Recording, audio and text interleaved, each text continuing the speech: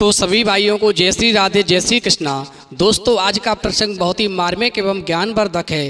दोस्तों आज का प्रसंग है किसी भी असंभव कार्य को संभव कैसे बनाएं। तो दोस्तों वीडियो शुरू करने से पहले मेरा आपसे एक निवेदन है, यदि अभी तक आपने हमारा चैनल सब्सक्राइब नहीं किया है तो प्लीज़ हमारे चैनल को आप अभी सब्सक्राइब कर लें, क्योंकि आपका एक सब्सक्राइब हमारे लिए बहुत ही महत्व रखता है। तो आ जाइए दोस्तों प्रसंग की तरफ गौर करते हैं। देखिए एक छोटी सी गौरैया चिड़िया थी, वो समुद्र के किनारे एक गड्ढा में घोंसला बना करके रहती थी। दोस्तों वहाँ उस गौरैया ने अपने घोंसले में 2 अंडे दिए।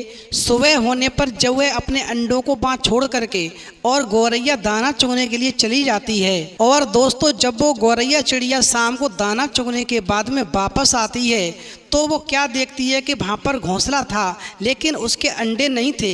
इस प्रकार से दोस्तों वो गौरैया चिड़िया घोंसले में अपने अंडे न देख करके एकदम से घबरा जाती है और बहुत ही परेशान होने लगती है।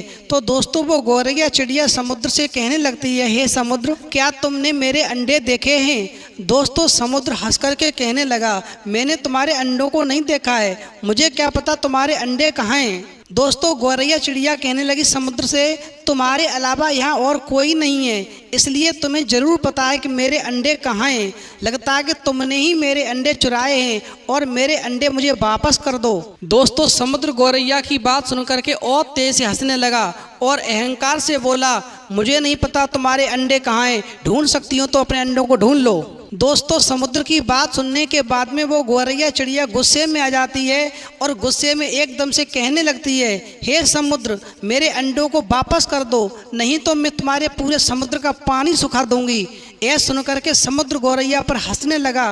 दोस्तों जब गौरैया की बातों पर समुद्र हंसा तो गौरैया गुस्से में एकटक समुद्र को देखने लगी। समुद्र की लहरें आती और जाती परंतु गौरैया उसे घूरती रही। दोस्तों गौरैया बोली, समुद्र तुम ऐसे नहीं मानोगे, अब मैं तुम्हारा सारा पानी सुखा कर ही रहूंगी। दोस्तों गौरैया चिड़िया ने अपने अंडे वापस पाने के लिए एक दृढ़ निश्चय किया कि मैं समुद्र तेरा सारा पानी सुखा कर ही चैन लूंगी और अपने अंडे वापस तुझसे लेकर ही रहूंगी। दोस्तों अब वो गौरैया चिड़िया जो थी अपनी चोंच में पानी भरती है और दूर फेंक आती है, फिर पानी भरती है, फिर दूर फेंक आती है। दोस्तों इस प्रकार से वो गौरैया चिड़िया समुद्र में से पानी भरती रही चोंच में और फेंकती रही।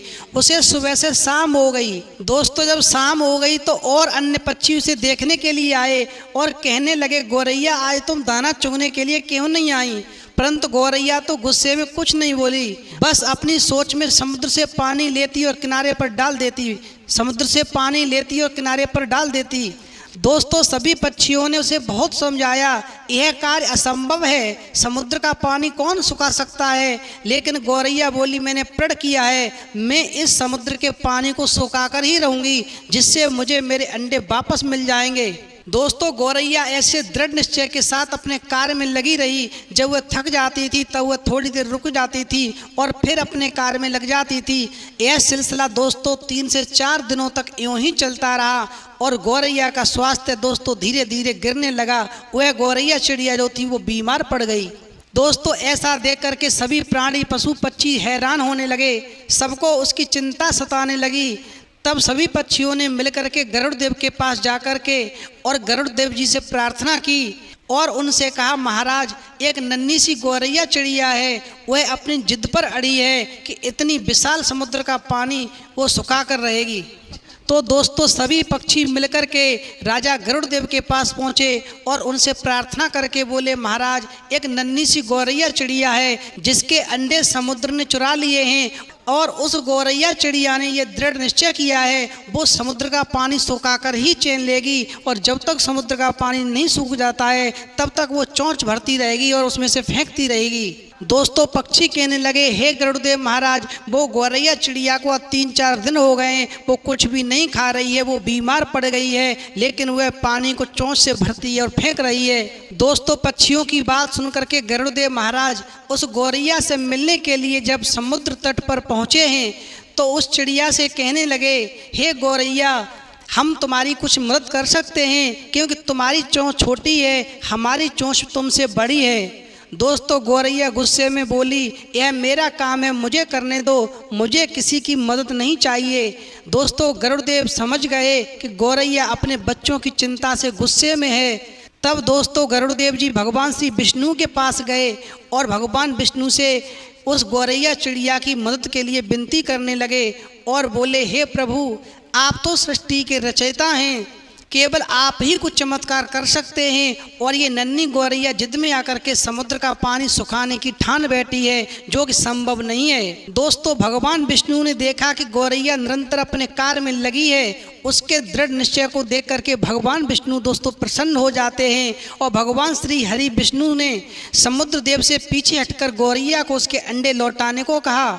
दोस्तों भगवान विष्णु की आज्ञा के अनुसार समुद्र पीछे हटा और गौरैया ने उसमें से अपने अंडे निकाल लिए और वह बहुत खुशी से बोली, देखो मैंने दृढ़ निश्चय किया था समुद्र का पानी सुखा करके अपने अंडे वापस लाऊंगी।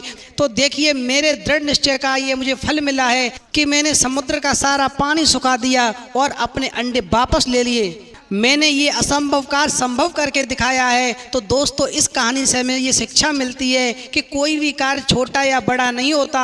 यदि हम किसी कार्य को दृढ़ निश्चय कर लें तो हर असंभव कार्य को हम संभव कर सकते हैं। जो लोग निरंतर प्रयास करते रहते हैं हमेशा ईश्वर भी उसकी मदद करता है और उसका काम निश्चित ही सफल होता है। जैसे गौरैया चिड़िया का काम सफल हुआ, जिसने समुद्र के पानी को सुखाया और अपने अंडे वापस ले लिए। तो दोस्तों यदि ये हमारी वीडियो आपको पसंद आई हो तो प्लीज़ आप हमारे चैनल को अभी लाइक करें, शेयर करें, सब्सक्राइब करें, क्योंकि आपका एक सब्सक्राइब हमारे लिए बहुत ही महत्व रखता है। दोस्तों इस वीडियो में इतना ही, फिर मिलेंगे एक नई वीडियो में नए विश्वास, नई उमंग और नए प्रसंग के साथ में। तब तक के लिए जय श्री राधे, जय श्री कृष्णा।